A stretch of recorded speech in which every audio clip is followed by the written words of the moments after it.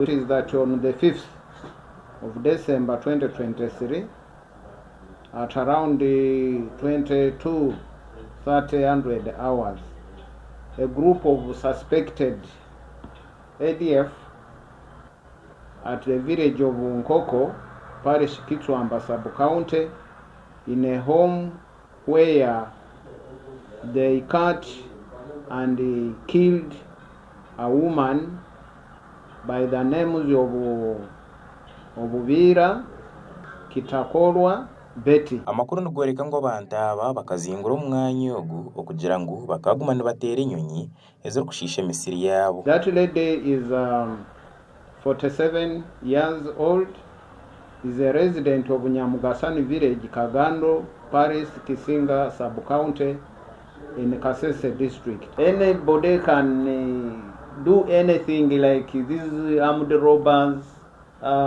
We are still investigating, and we shall give our better position since our forces are already following those thieves, whether thieves or rebels, they are following them. The end results, we shall inform the public of our findings.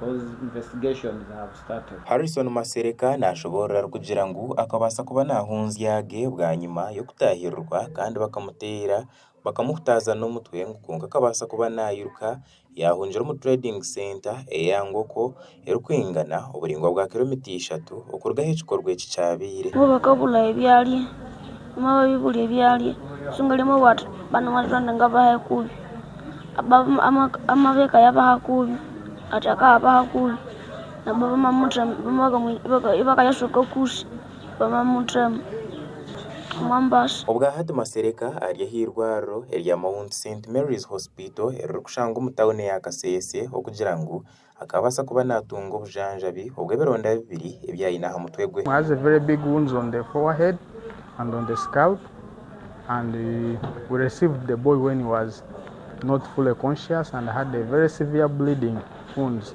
They were very deep, and right now the boy is stable. The vitals are very okay.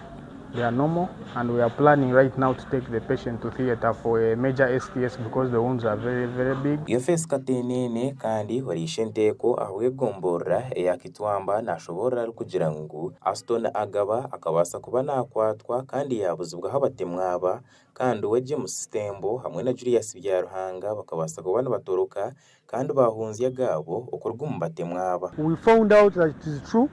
Bira Betty has been killed by suspected ADF rebels, and he was cut by pangas on the neck and some other parts of the body. Amakuru aga gasha kwa Gerard Muhindo ahabwa Sky TV.